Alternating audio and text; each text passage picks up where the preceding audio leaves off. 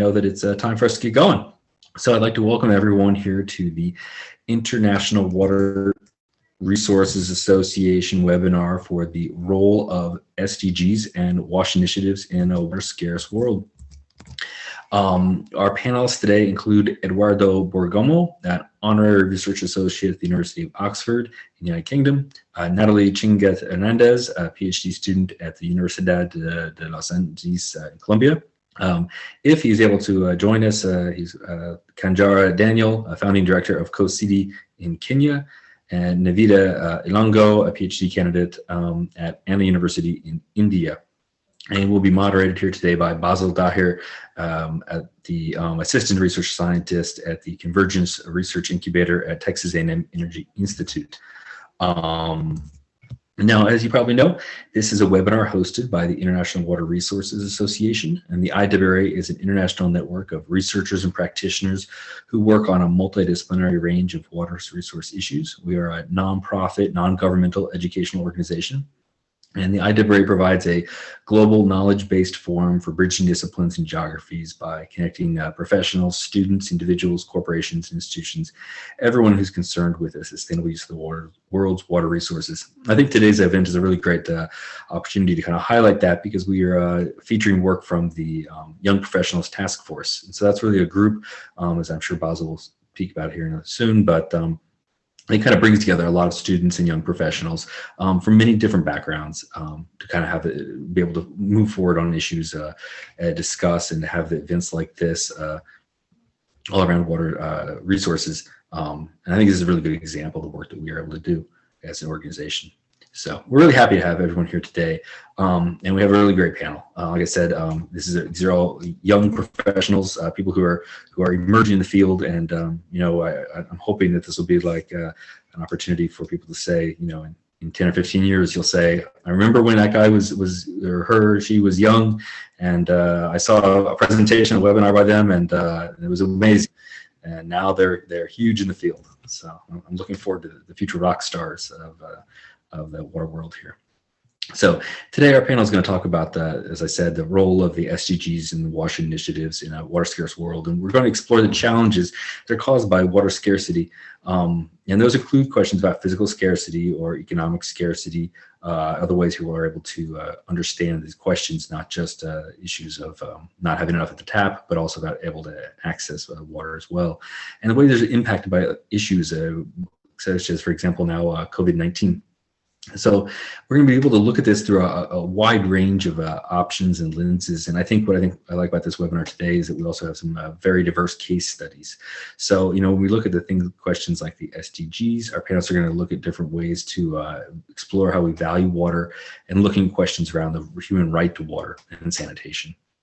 And then ways that can impact on questions around water engineering and economics and the management of water to achieve the goals that we have in the SDG 6. So looking at the WASH initiatives, the panel is also going to discuss questions around menstrual hygiene and the need for safe and hygienic waste disposal. So we're also going to look at ways that we can look at water justice in local indigenous communities in transboundary water courses. So we have a lot of different perspectives, a very wide perspective this webinar, and I think that's going to make it very interesting. So let me briefly describe the format of today's webinar. So as you probably know, if you've tuned in before, to start, each of our panelists are going to give a short presentation. And then at the end of the event, we're going to have time for questions from the audience. So if you have a question you'd like to ask either a single panelist or the group, just go ahead and send it in. You'll see this Q&A box, which already asked a question in, and you can just type your question in the Q&A box. And if there's an opportunity, I've asked the panelists to go ahead and respond to you quite quickly and directly if it's a short question. And then if it's a larger question, we'll be able to get to you at the end of the event. So just go ahead and click on the Q&A box and put your question in anytime. Now, of course, if you'd like to chat and converse with other people in the audience, we have a chat box there as well, and you're welcome to do it there. So go ahead and introduce yourself and say hello. We do ask, you understand we're not going to get to every question given the period of, it's a short period of time we'll have here today, 90 minutes, but we'll try to get to as many of these questions as possible. And to answer the first question, we will have a recording of the webinar and the PDFs of the speakers' presentations up on our website, www.iwra.org,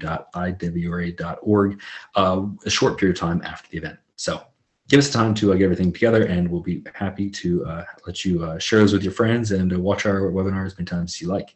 So with all of that in mind, I'd like to turn the floor over to our moderator, Basil Dyer. Basil, the floor is yours. Thank you, Scott, for the introduction. Hello, everyone, and welcome to our second webinar in the Early Career and Young Professional webinar series, as part of the Early Career and Young Professionals Task Force, which was recently established as one of four task forces at the International Water Resource Association. Before we start, we have, as Scott mentioned, an exciting lineup of speakers today talking about diverse topics connected with SDGs and WASH initiatives.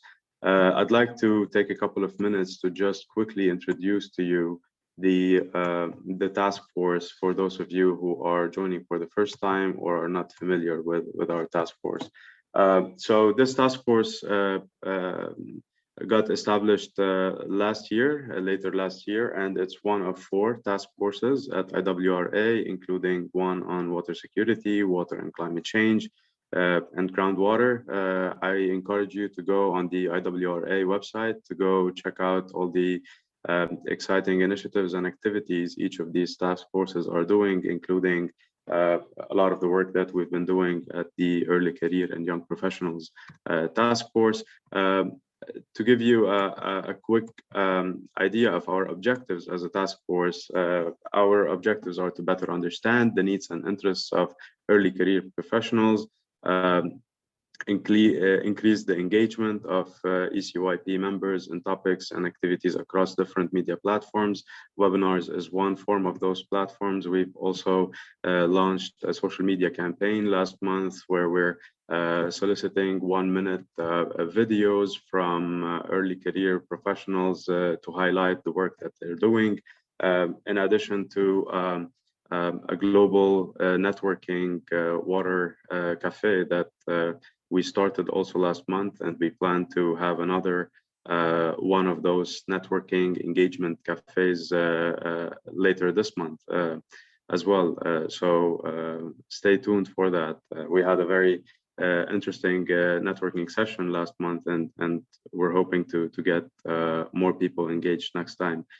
We also focus on providing opportunities for learning, networking, as I mentioned, across the ECYP members.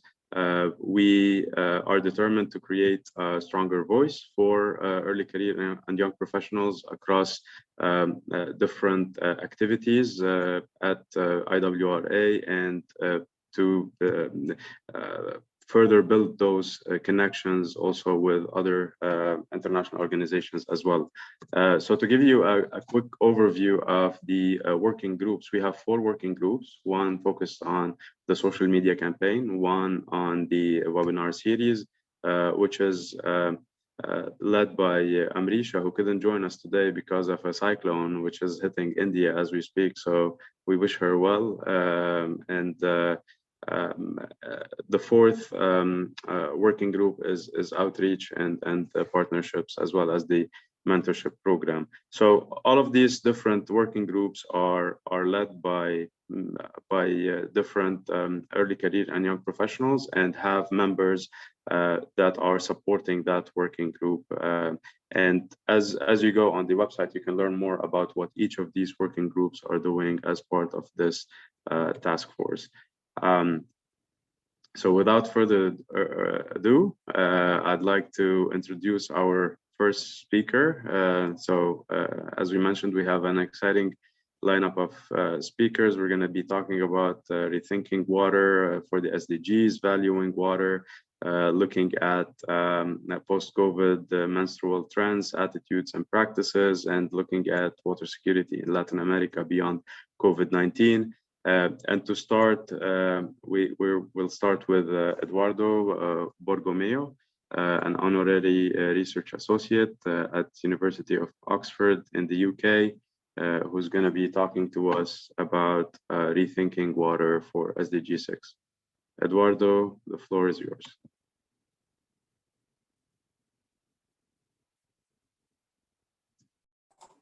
Thank you, Marcel. Thanks, Scott, and hello, everyone.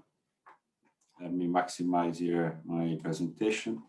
So I'm a water engineer by training and hydrologist, and I'm interested in talking to you today about the big picture stuff that I've been thinking about, and more in detail the approaches that we need to rethink if we want to solve water and achieve SDG 6. So we know that the SDG 6 is dedicated to water, and we also know that compared to the Millennium Development Goals, it poses a much broader set of water-related objectives, not just expanding water access, but also managing water resources, including through increasing water use efficiency, and also implementing integrated water resources management. So SDG 6 is a very ambitious water goal, and so in this presentation, I'll argue that it also requires ambitious thinking and a really broad reset of the way in which we do traditional water management. So let me start by explaining a little bit what I mean when I say traditional water management and water policy.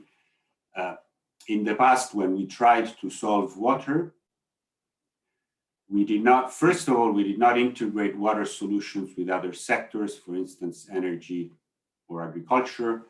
Then we typically used and we typically conceived water systems as single-use systems. You see a picture there of water pipes. That's Mexico City.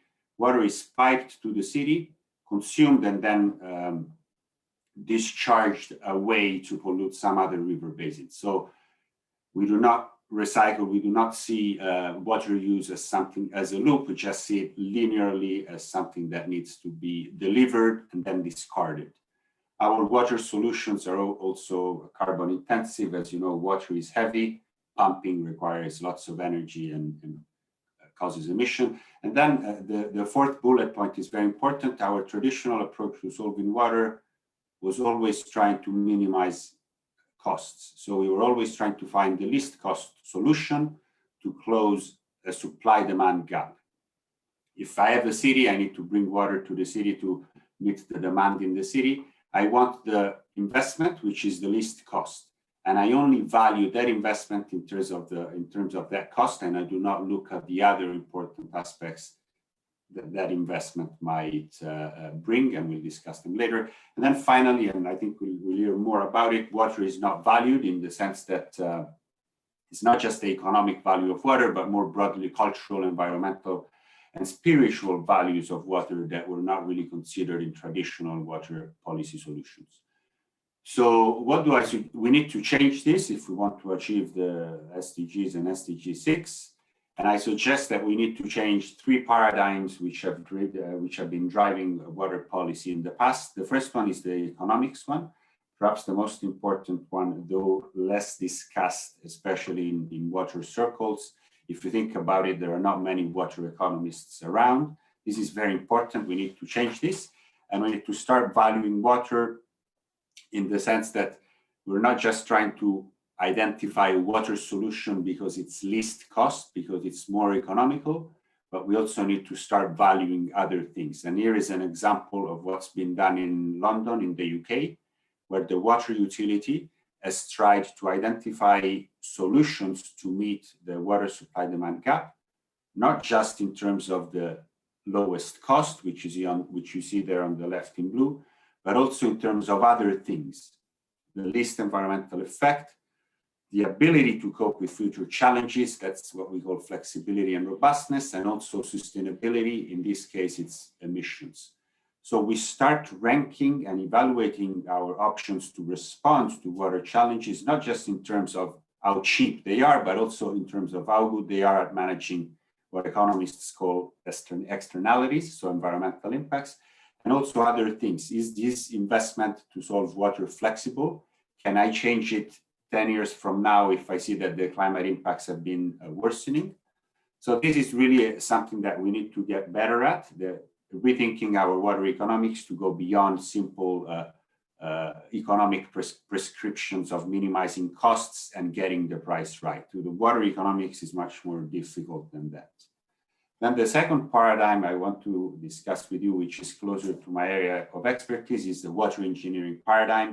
We were saying earlier that typically water management is linear: pipe water somewhere, consume it, and then discharge away. As you know, today we're talking a lot about circular economy and closing the loop, not just the water loop, but also materials and energy loops. As we know, wastewater is rich of water, of course, so we can recycle it and reuse it in agriculture or other uses. And we also know that wastewater is rich in energy. And so can we integrate energy and water planning to have facilities where we clean our water and we also capture the energy that it contains. So the water engineers of the future really needs to be a circular engineer, and also really needs to be able to capture some of the benefits of what we call green infrastructure. And so the fact that if you need to supply water to a city, or if you need to achieve a flood protection objective, you can also achieve those objectives through vegetation, wetlands, forests. So policy solutions which were not typically in the toolkit of the water engineer of the past. And an example here comes from Jordan, where Jordan has built a very large wastewater treatment plant, which also treats water to a standard that then allows for that water to be reused in agriculture. And now, if you visit the Jordan Valley, you see that horticulture, so the production of high-value crops such as tomatoes, but also other crops such as grains, benefits from this recycled water. And this is an interesting example of the circular engineering paradigm. And then finally, when we want to rethink the way in which we do water policy to really match the ambition of the Sustainable Development Goal 6, we also need to be doing better management. What does that mean? It means really we need to be better at the way in which we daily solve our water challenges. And so in the first example is data. And we really, and again, as noted earlier for the circular economy, those are buzzwords that are kind of, if you like, very common in the public discourse and in the public space. You can be a bit academically critical of them, but there is indeed some truth, in the fact that circularity makes sense, and also in this case, management, which is data-driven, also makes sense. This is an example of work done by colleagues at the University of Oxford, who use data and mathematical models to achieve integrated planning of water investments. As we said earlier, the old paradigm did not consider how water fitted into the bigger picture of sustainable development. In this case, with these mathematical models, which are able to pool different sources of data into a coherent framework, you can start asking questions such as, what happens to my energy demand if I build these many wastewater treatment facilities? Or what happens to my river flows if I build these many hydropower facilities in a river basin? So you see, we really need to ask these questions that look at trade-offs among sectors if we're serious about achieving the Sustainable Development Goals. This is the first aspect. And then the second aspect, which is not discussed too much when we talk about the Sustainable Development Goals, is the importance of measuring.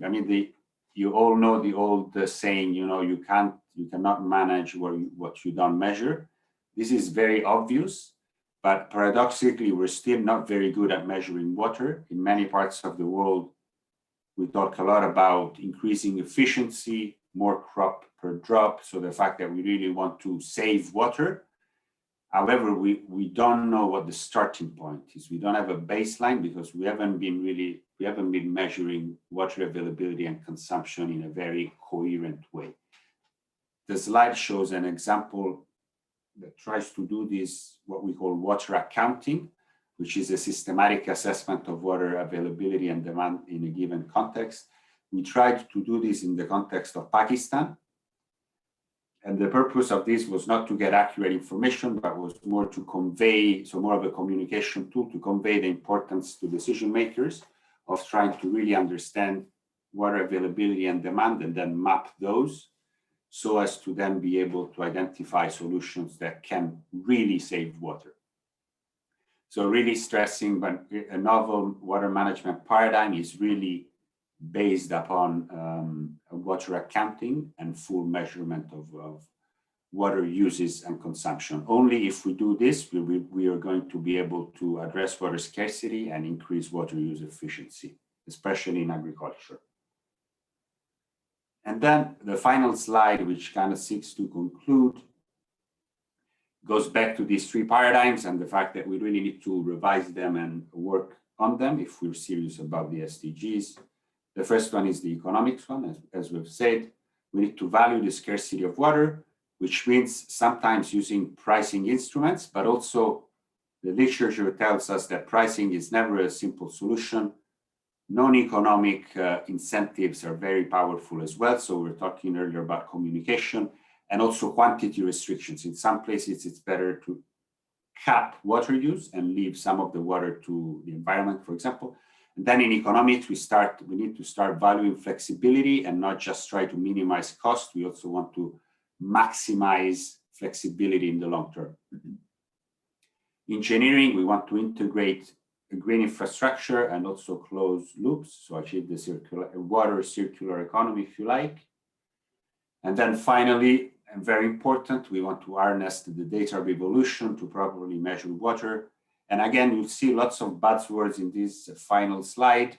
I'm not a huge fan of buzzwords, but I do think that they're very useful in kind of helping us get a big picture understanding of what we need to improve when it comes to the economics, engineering, and management of water. Thank you. I'll be happy to take any questions and over to Bassel. Thank you very much, Eduardo, for this very insightful presentation and really framing the water challenges and ways we can address them in a way that looks beyond the water sector and beyond the technical engineering solutions, but also looking at ways we could better evaluate trade-offs and evaluate different solutions that go beyond the technical evaluation and minimizing the dollar cost of different solutions, as well as really integrating that circular economy and circular engineering model and paradigm as we look at water solutions. Solutions to water challenges are often found in sectors that are connected to the water sector and do not necessarily come from within the water sector. So really appreciate your intervention. And a reminder to all of our attendees to type in your questions, and we're gonna go over those at the end of our panelists' presentations. So with that, we'll move to Niveda Ilango, who's joining us from Chennai, India, who will be talking about the valuing water and the SDGs. The floor is yours, Niveda.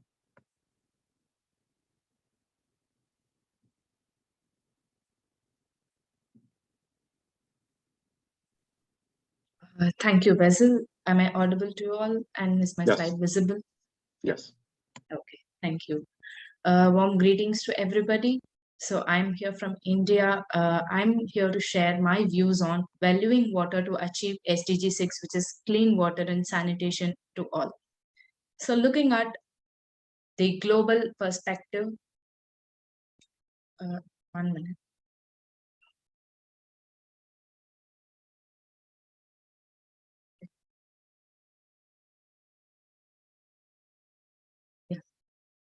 Sorry. Looking at the global chart that is developed by UN Sustainable Development, the synthesis report, it clearly shows that the demand for water continuously goes increasing. But this is a reminder for everybody that water is definitely a finite source, and it all depends on water cycle. So the continuous extraction, but not giving back to the environment, it's definitely going to lead us in a very critical situation. So this picture, the most interesting part is the industrial sector use of water, where most of the continents are continuously having an increasing demand for water in terms of industry, and agriculture also tends to use more 69% of global fresh water. But as the previous speaker said, the major point which we have to note is the efficiency perspective. And also considering sanitation and hygiene, UN states that water and sanitation as the basic human right. In developing countries, still achieving sanitation, a green village is definitely a critical question even now. So how do we address this to achieve the SDG 6? So moving on to the targets of clean water and sanitation, we have 6 targets, and I see it in a 3 perspective. There is the water source, the ecosystem, the conservation, protection of ecosystem, which act as a major water source for both both including surface water and as well as groundwater. And then the second perspective is how do we utilize water, and how does the wastewater is being treated, and the third perspective is how it is managed and how it is disposed. All 3 components put in together is definitely necessary to achieve clean water and sanitation for all. So in this presentation, I'll be sharing my views on how valuing water, which is the theme of the World Water Day 2021, could be used in achieving our goal. So what is valuing water? As a previous speaker was mentioning about valuing water is recognizing the benefits of water, but not only putting a price tag or economic price to water. We definitely have to consider both environment, socio, and economic values. Why do we need to consider environment and socio-cultural values is water is definitely a finite source, and in many countries and in many especially to allocate in water allocation and water availability, policies play a major role. Water allocations are based on policies at national level. So in a national level document, in a national level policy, with neglecting environmental values of a water will definitely create a serious threat in terms of management, and it would lead in critical situation, because only water available to if we'll have enough water only if there is an availability at the availability for environment. So considering these 3 values and pulling up in decision making and considering the trade-off among the 3 values is very much necessary in terms of decision making. That is why valuing water is being addressed as the most important component on achieving Sustainable Development Goal 6. So UN has given 5 perspectives for valuing water. What I have done is, how do we incorporate the 5 perspectives in achieving our SDG 6? The first perspective being valuing water at the sources.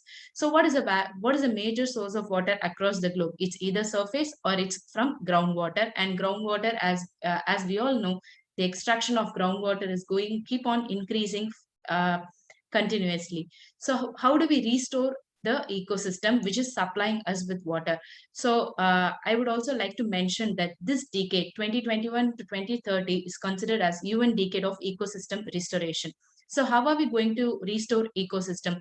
I would also like to highlight the nature-based solutions for ecosystem restoration. As a simple example, wetland ecosystem, which is being most of the wetlands are now lost, majorly due to urbanization, or there is a shrink in wetland due to the because we haven't managed it properly and we haven't conserved it. This wetlands acts as a major sink for carbon, and also it acts as a infiltrate. It has maximum infiltration capacity compared to other kind of land available. So this wetland restoration has been continuously addressed, and it is being done in several other countries with in alignment with environment, without losing our environment approaches. So this kind of nature-based solutions can also benefit biodiversity at the same time without disturbing the human well-being.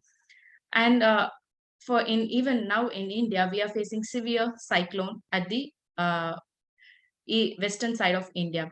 So these kind of ecosystem, especially mangroves ecosystem, act as a bioshield across the bioshield for many of the extreme weather events such as storm surges or flood. So it acts as a bioshield. So ecosystem restoration is also mangrove restoration is also a major demand at this level. So how do we value these natural ecosystems? This has been done a decade ago. They have valued the ecosystems. They have given a price value. But do we really have a total value for the ecosystem services?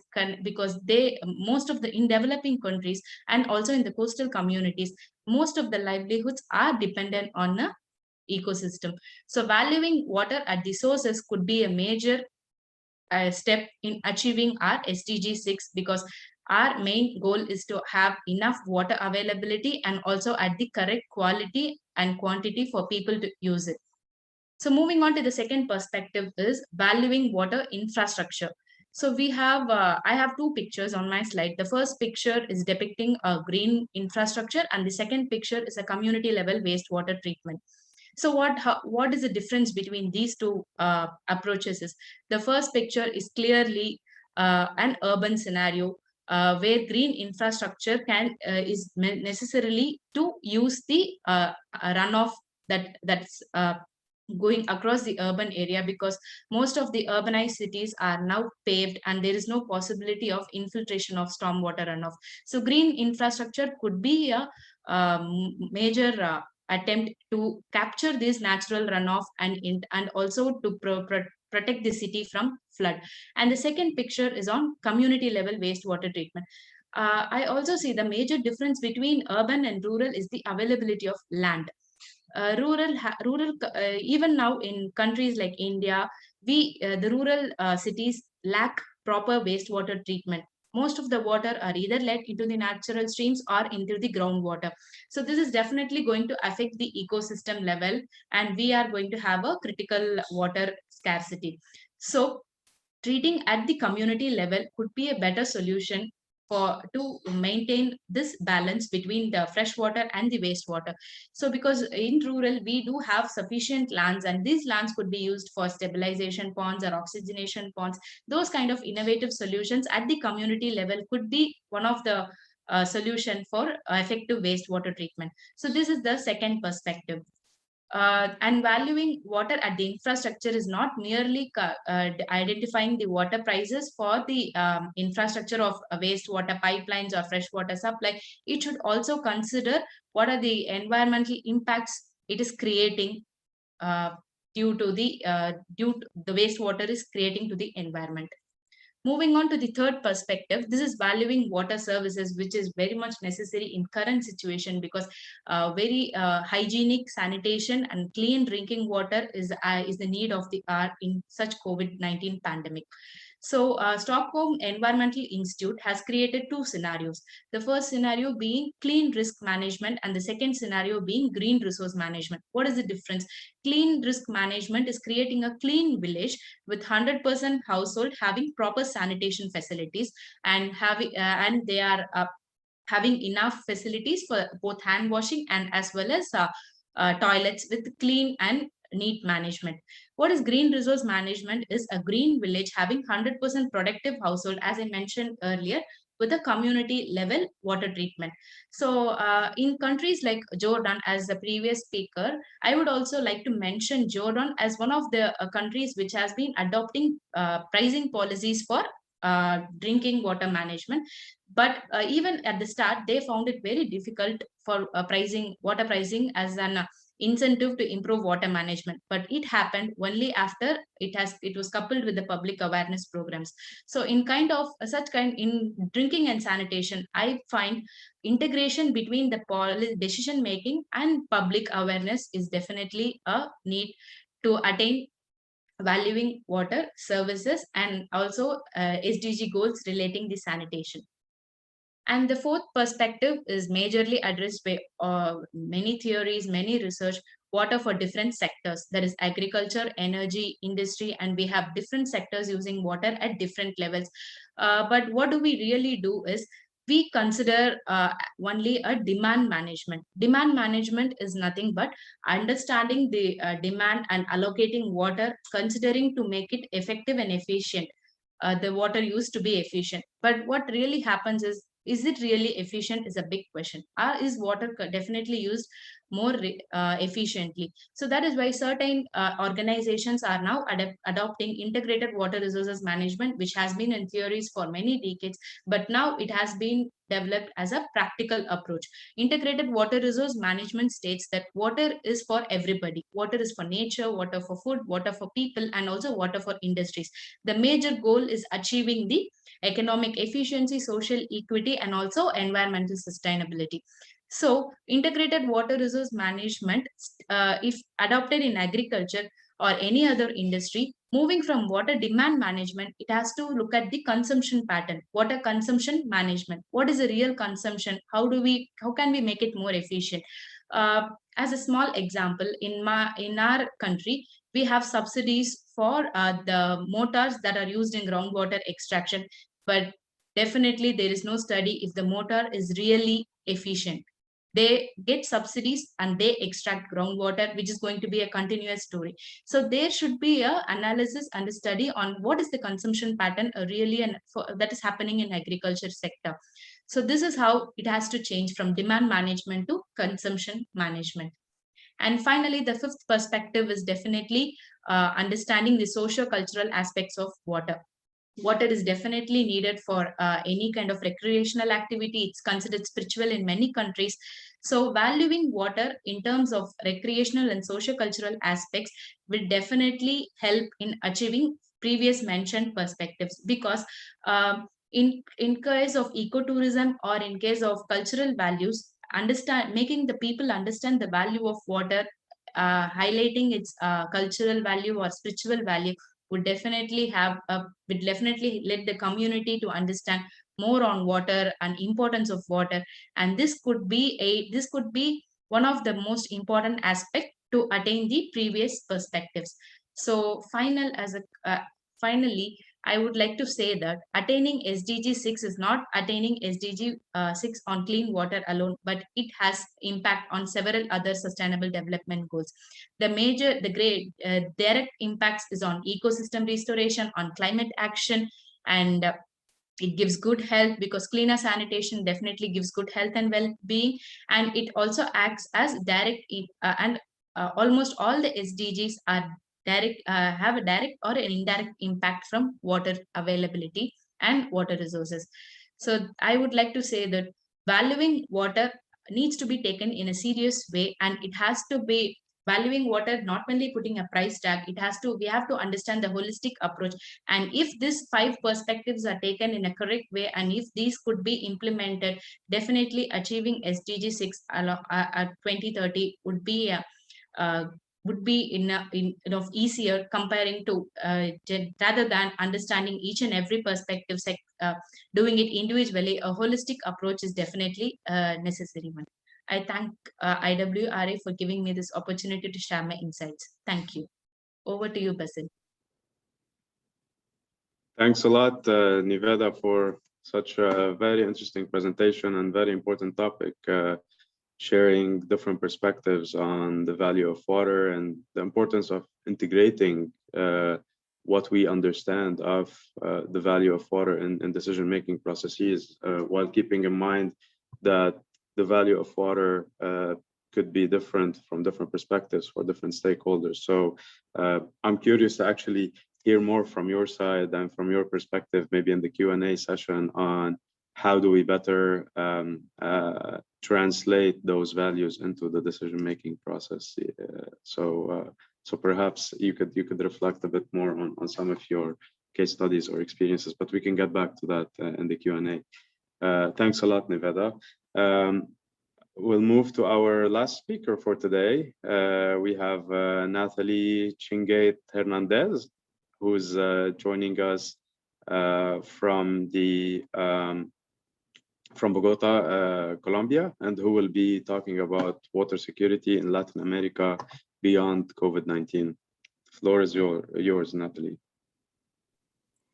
Thank you so much, Faisal.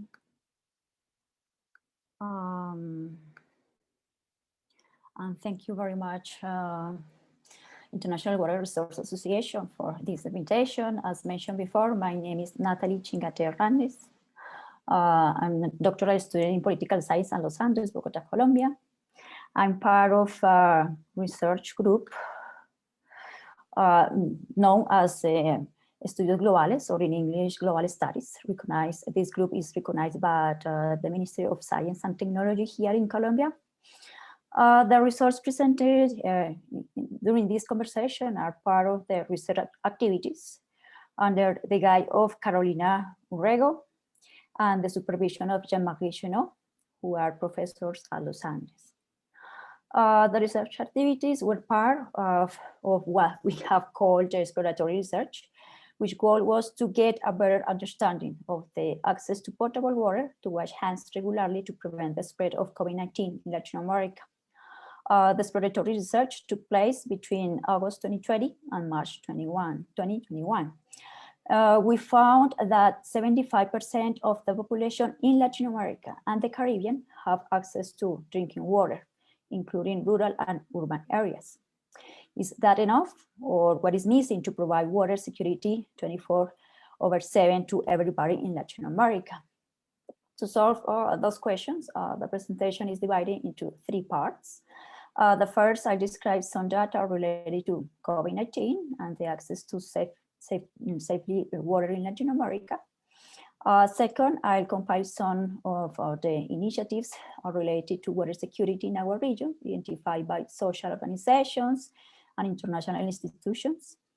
And third, relating the previous data, needs and projects, I'll describe what is missing in our continent beyond COVID-19 and link to water justice.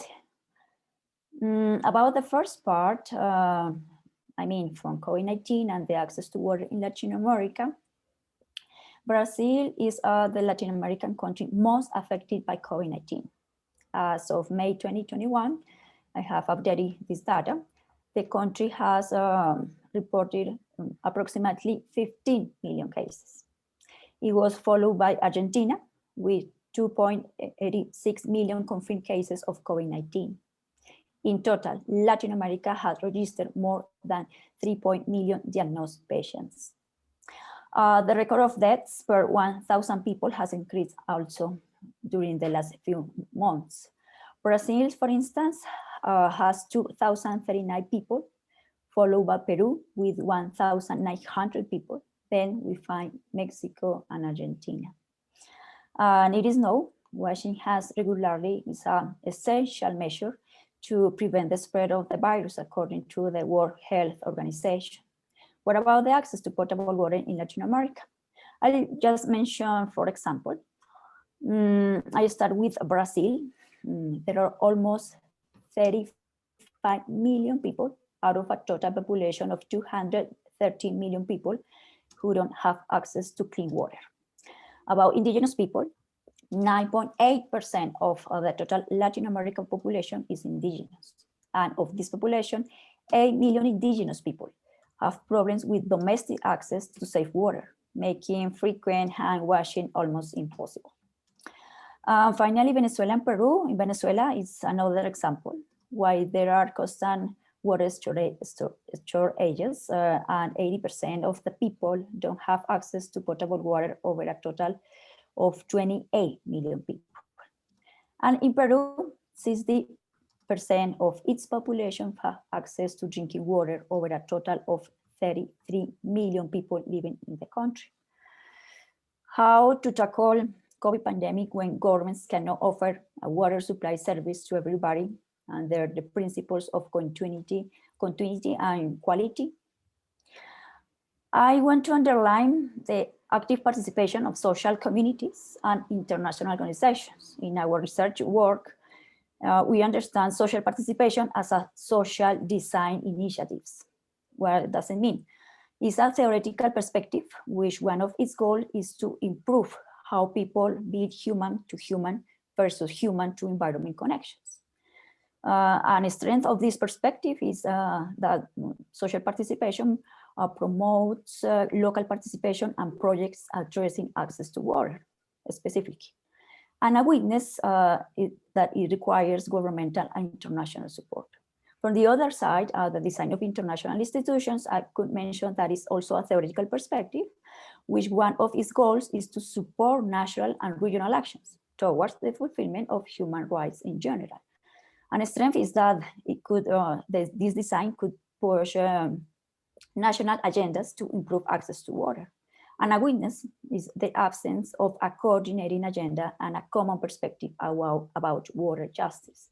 So let's look at some examples. About social design, communities are building drinking water and hand washing facilities with soap and water in informal settlements and public places. The soap is mostly artisan soaps or made by the same communities. To make water drinkable, communities use aluminum sulfate and from time to time, regular household bleach. One of the examples is palafite communities here in South America is very common, not only in the Amazon basin, but in different regions in our continent. About related to international organizations like Pan American Health Organization and United Nations have promoted actions in the management of water and sanitation services with a human rights emphasis within the Sustainable Development Goals related mainly to drinking water, sanitation, and hygiene. Other organizational institutions promote a different economic model based on the nexus approach, water, energy, food ecosystem during this COVID-19 pandemic. The focal point is to best integrate and coordinate national and international interests as competing for the same limited resources, facilitating the access to new technologies opportunities. An element that constantly mentioned by social communities is the projects implemented by local and international institutions pretends to incorporate each single community in the same system for avoiding inefficiencies and reducing the cost of transactions. As a consequence, there is no place for peripheral economies outside the Western system. Besides that, we know that the measures I have mentioned are temporary solutions, and it is necessary to foster resilience to disease outbreaks and other disasters. So the main point here is how to manage all these problems right now. We have identified one of the perspectives that could fit the common and specific context that is called water justice. So for that reason I mentioned at the beginning. And this perspective focuses on 4 main areas.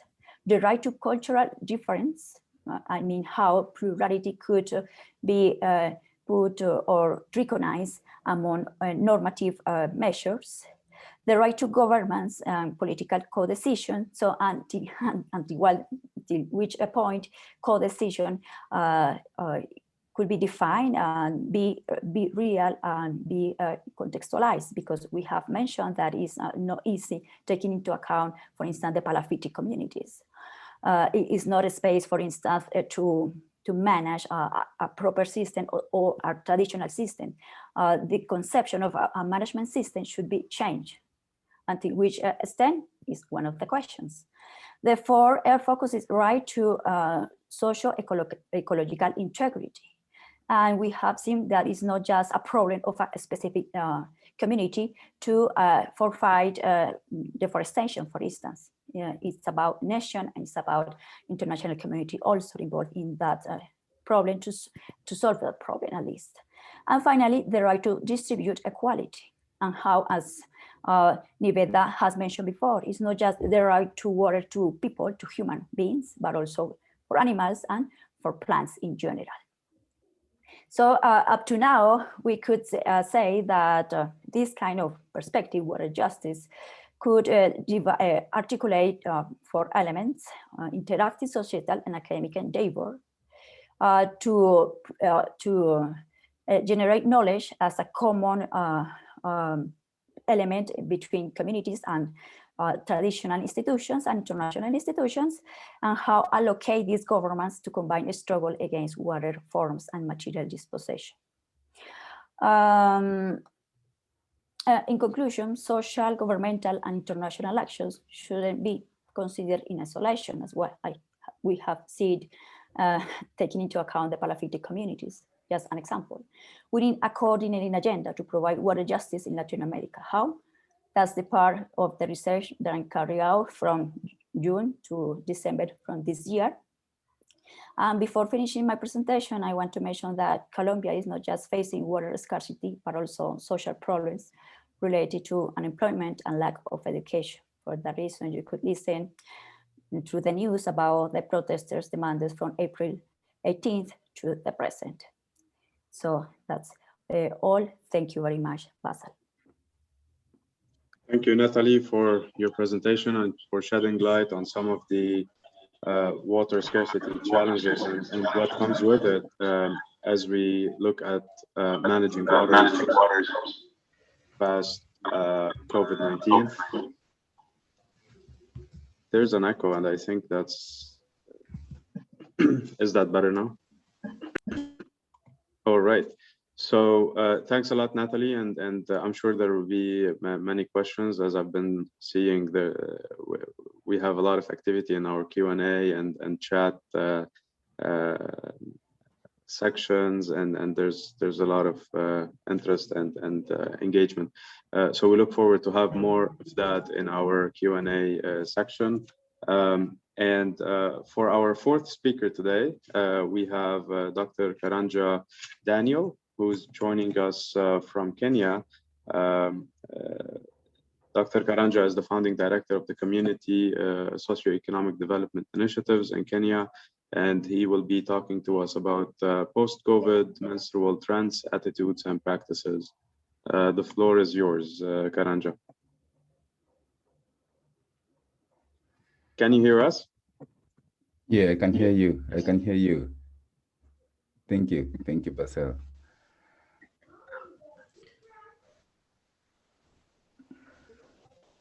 All right. So, Can you share your screen? that's exactly what I'm doing. All right, take your time.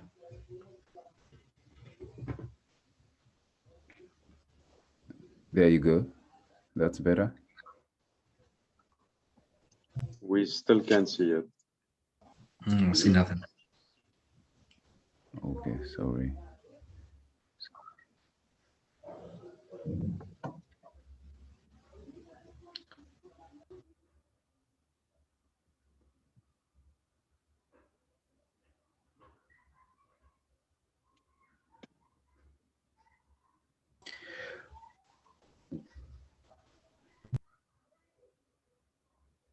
All right, now we can see There it. we go. Just make that full screen there, and Perfect. perfect. Great. So, hi, good evening from Kenya.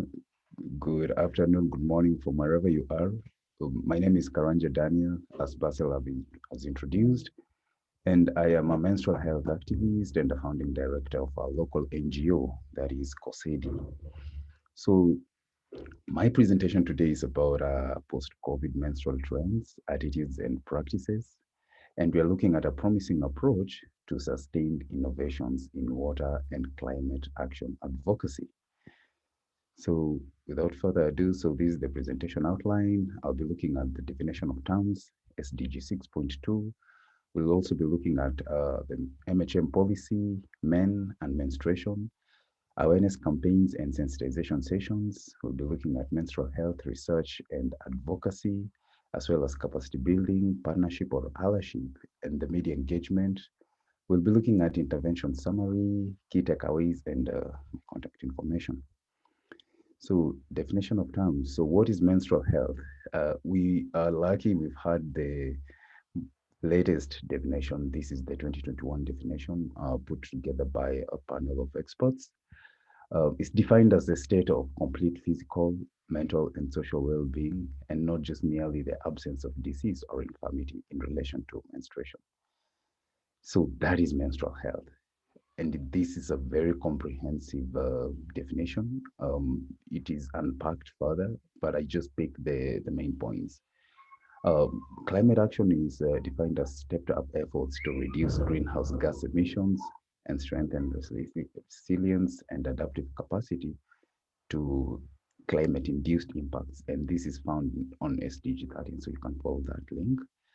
And post-pandemic is simply a period following a pandemic. And in this context, we're talking about COVID-19. And you can follow that link for more.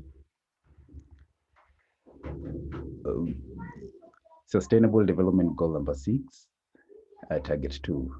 It talks about achieving access to adequate and equitable sanitation and hygiene for all, and ending open defecation, paying special attention to the needs of women and girls and those in vulnerable situations. So which are these needs of women and girls?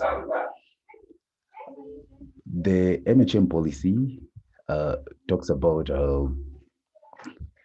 engaging men and boys, but first and foremost, we have to understand that Kenya is one of the first African nations to develop a standalone MHM policy. And this is because the country has championed to eliminate all forms of discrimination tied to menstruation, especially the discrimination based on social norms that harm the physical, emotional, and psychological integrity and human rights of women, girls, and non-binary. So the policy also has a corresponding MHM strategy, the 2019-2024 strategy, that demonstrates how men and boys can plug in and support dignified menstruation. So men and menstruation 5 years ago, how did it look like? So MH Day, and I'm so glad that later on this month, we'll be having the World MH Day celebrated on 28th May. So I will wish you to join in and support and mark the day. So Menstrual Hygiene Day published a study in 2016 that showed 2 out of 3 women in Kenya receive menstrual hygiene articles from sexual partners. This means that a majority of women in the countryside depend on men for managing the menstruation work. Some women even engage in sexual activity with the sole aim of receiving the necessary menstrual products in exchange. Additionally, that same year, according to a situation analysis carried out by the Ministry of Health, 46% of the respondents used disposable pads, with only 6% using reusable pads and 7% relying on clothes, old clothes, pieces of blankets, chicken feathers, mud, and even newspapers. So with such disturbing statistics, you can see how men are so important, or rather, men play an integral role in ensuring women and girls manage menstruation with dignity. So how do we do that? As an organization, we carry out awareness campaigns and sensitization sessions. And this is simply because we need to challenge the status quo of myths, misconceptions, taboos, cultural beliefs, and practices that promote discrimination during menstruation. So we engage men and boys and we tell them menstruation is natural, all right? So we do this a lot. We also engage in menstrual health research and advocacy, and we do this by engaging the media a lot. I have written quite a number of articles. Last year, during such a time, we had the campaign on menstrual health hygiene 5-day fitness challenge, where I was engaging, our online communities to participate in this fitness drill and dedicate 28 reps to 5 menstruators. Generally, just talking about menstruation and normalizing conversations around menstruation. We also capacity build and we form partnerships, especially the ones that eventually lead to the enhancement of the capacity of our team by promoting training, networking, and exchange programs to support menstrual access, menstrual information, while advancing MHM from a sexual and reproductive health and rights perspective. So we engage the communities through the media. And before we do that, we capacity build ourselves. We have to make sure that the information we are sharing is factual, it is right, it is timely. So in developing and designing age-appropriate information for boys especially, we bank a lot on capacity enhancement.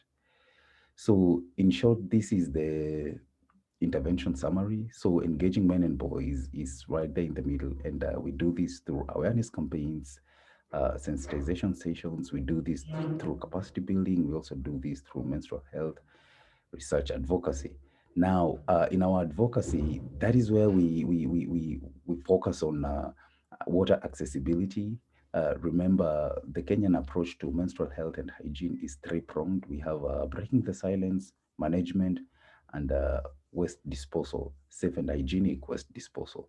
So safe and hygienic waste disposal is further broken into disposable products and reusable products. And since we are an organization that encourages green and cleaner and green environment, we encourage women and girls to use reusable products for obvious reasons, also because of economic gains.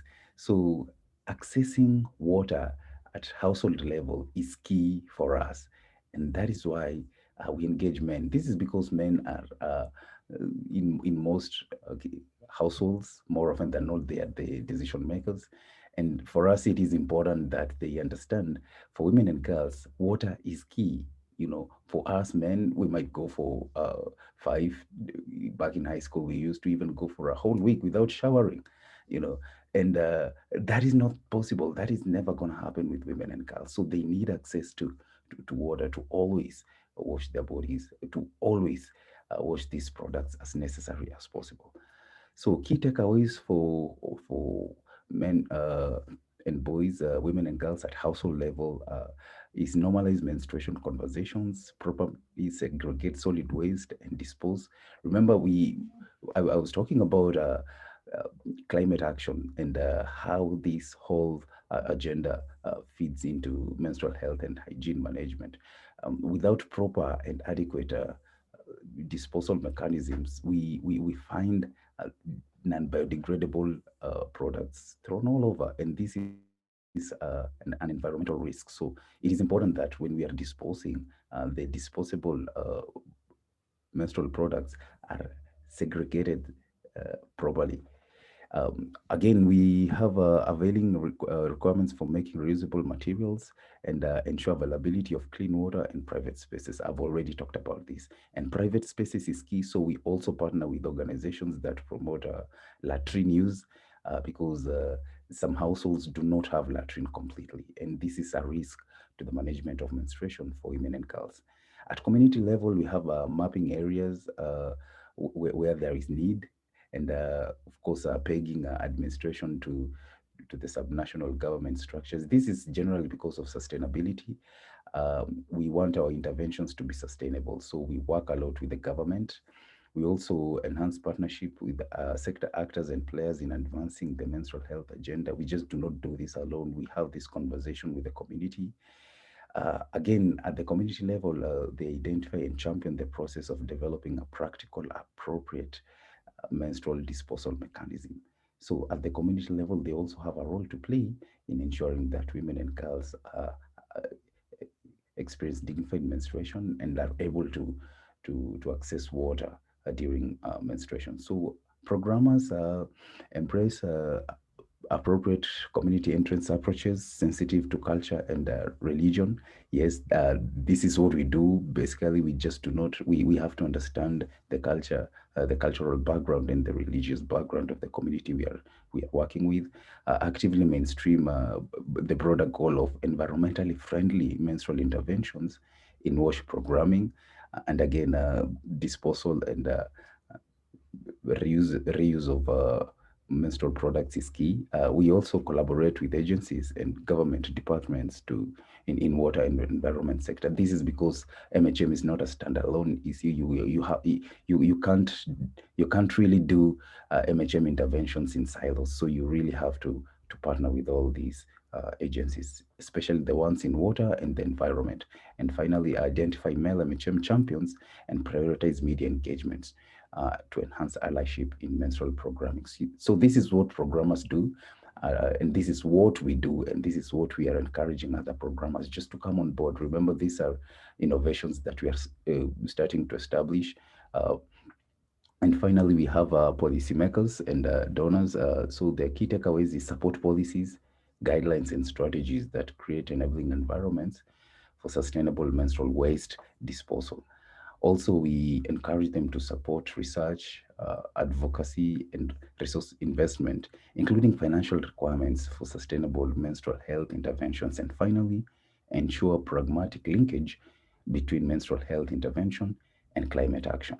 So, since last year, when COVID happened and it caught everybody by surprise, we were not able to transition to online engagement quite effectively. But we've been doing it.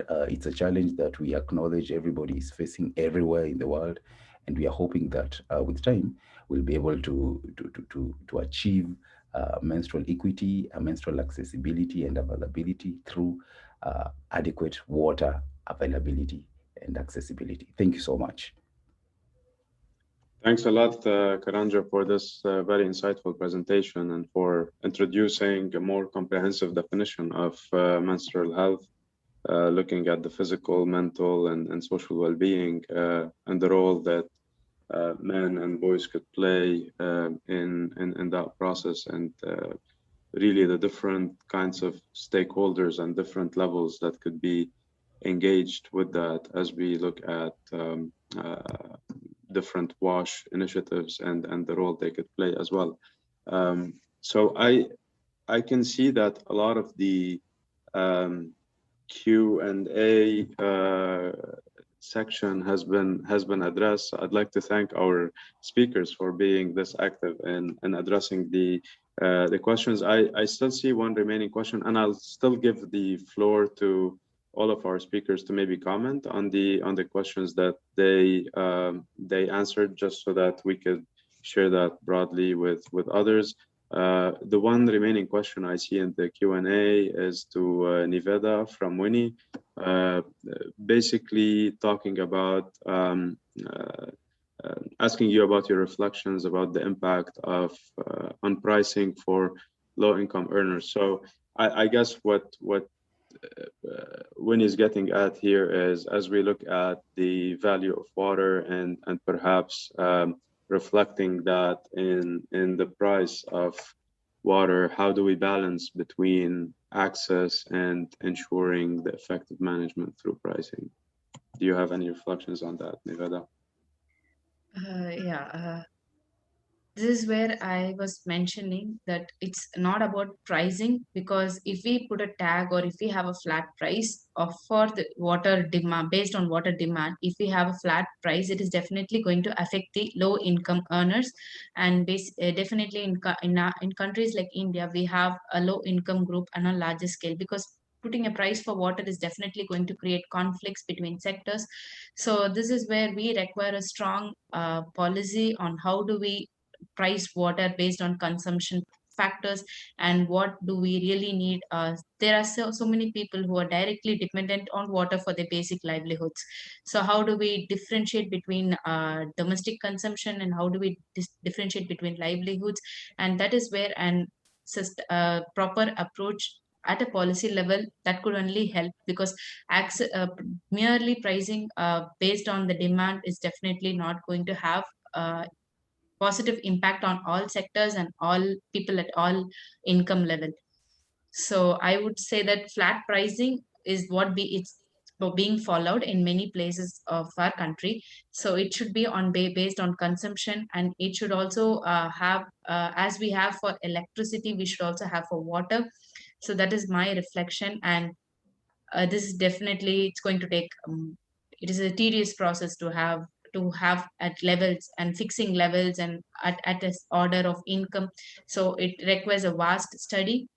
And I find I'll be happy to share some case studies regarding this, because Jordan has been doing it very greatly with the public opinions as well. So directly putting into policies and pricing water will definitely not help, but we'll have to look at all the aspects. And that is why I wanted to connect livelihoods and water and ecosystem services sector.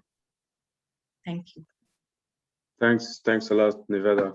And actually, one of the common threads that we noticed today across the different presentations is, so we heard Eduardo talking about a new way of looking at water challenges and ways to address them by looking at engineering, management, economics, integrating those. We heard Nevada talk about water value from different perspectives, from different stakeholders. Natalie speaking about incorporating water justice, socioeconomic aspects, and integrating that in the decision-making process. And as well, Karanja talking about different levels of engagement we could have with at the community level, at the national level, program level, to address challenges related to menstrual health. So one common theme that I see in those is we have a lot of science that has been developed or frameworks and approaches to address different aspects related to water, health, and hygiene, or WASH and SDG 6 related challenges. And we often have multiple stakeholders and multiple decision makers that we want to communicate that knowledge and that science with. So I'm curious to hear about maybe each of yours reflection in 1 or 2 minutes on ways you think it's important for us to engage with stakeholders, policymakers, to really communicate that science that is being developed and that is being produced by yourselves and many who are working in this field. Who would like to take a first shot at this very broad, open-ended question?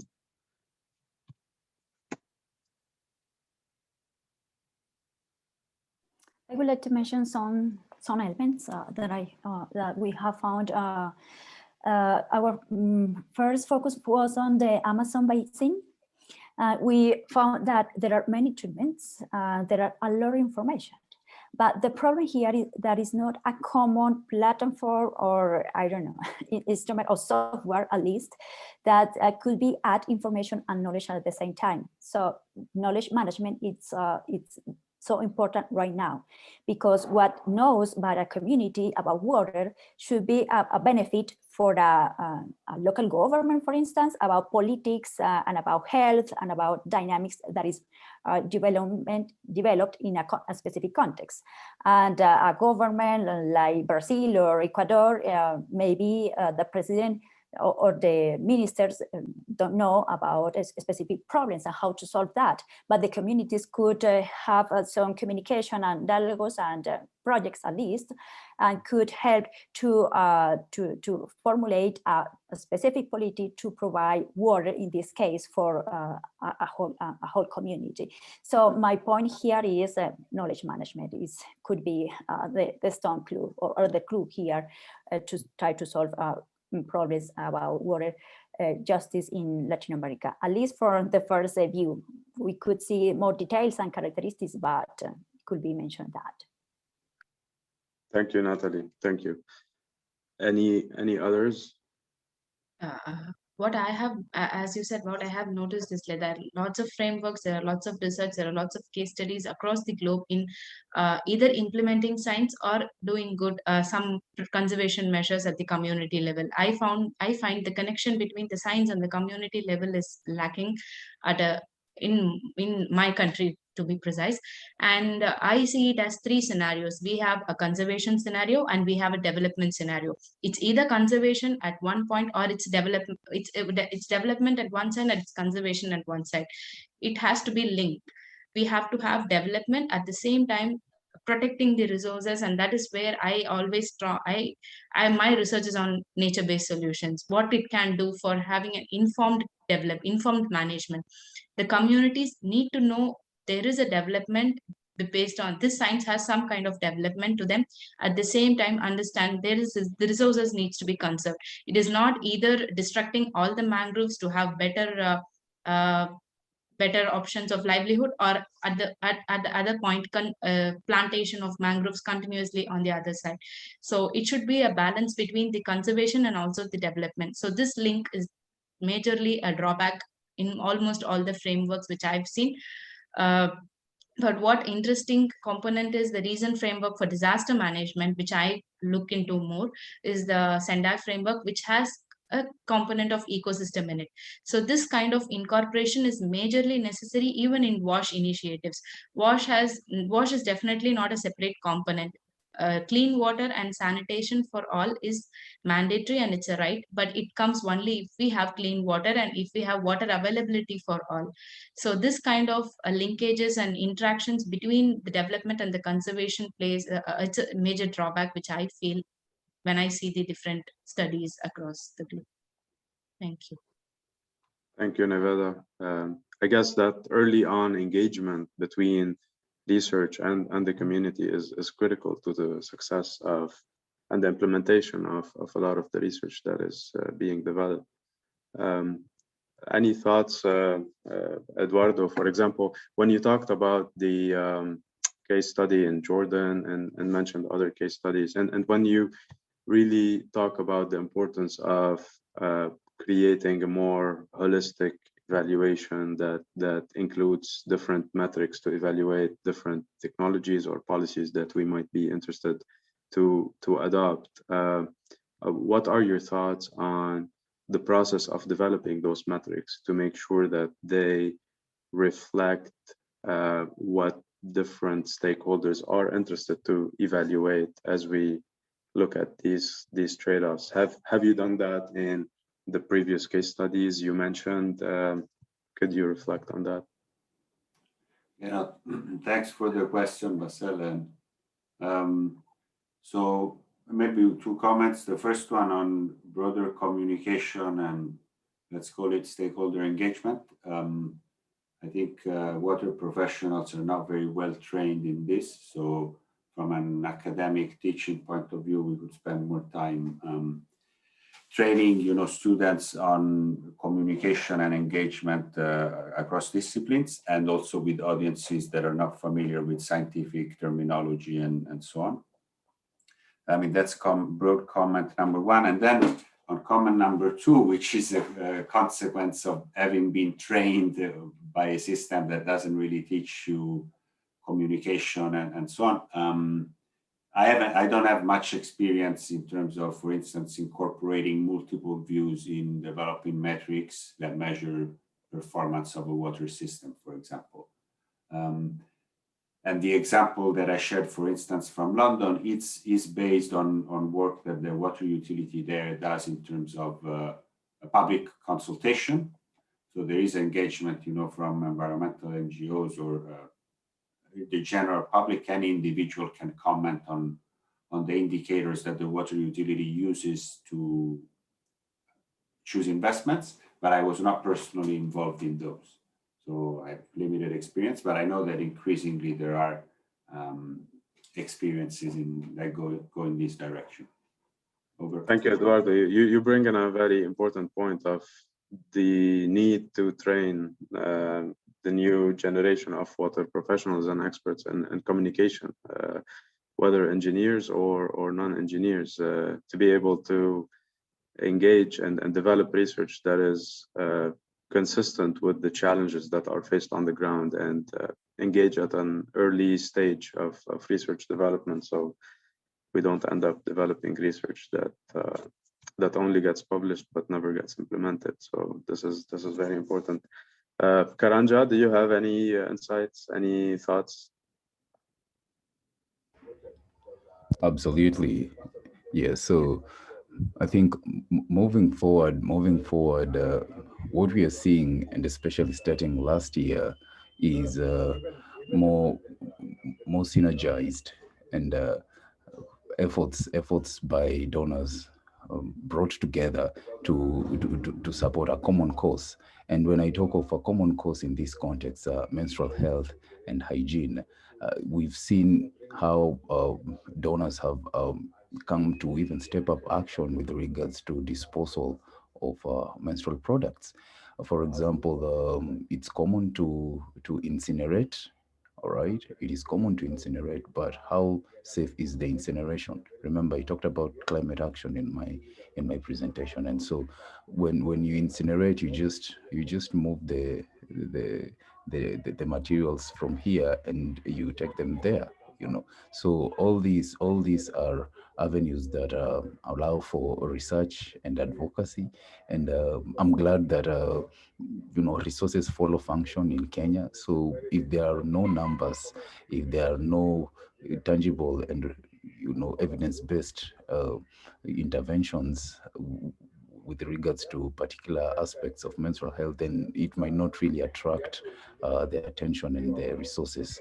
So for us, what we are encouraging is donors to come and support research and advocacy, and even the media. I'll have to mention that we have a TV station in Kenya that runs a disposable pad advert at prime time for 3 different brands, close to 5 times. All right. So we are seeing that women and girls are being fed with the notion that do not go the reusable way. Disposable is the way. Disposable is the way. So all these are areas that we are hoping to influence as an organization and as menstrual health activists, and linking this with water, because you can't talk about dignified menstrual health management without water. So, and again, for some of the service providers, they say, the quality of water for us doesn't matter, provided we've provided water, as long as we've provided the water. And, they argue that, for example, water for irrigation, it doesn't have to be safe. And, these are partners that need to come on board and ensure that the water being provided, or rather being used at household level by women and girls, is safe. So we are having all these conversations. I'm glad the government is taking a key role, and we are seeing partners on board. We are seeing media personalities influencing the whole process, and we are glad with the progress that we are making. So yes, we are doing good within the menstrual health and hygiene sector, but there is a lot to be done. Thank you. Thank you, Karanja. I think your message is very clear on the importance of communication. I think that's key in translating a lot of these messages.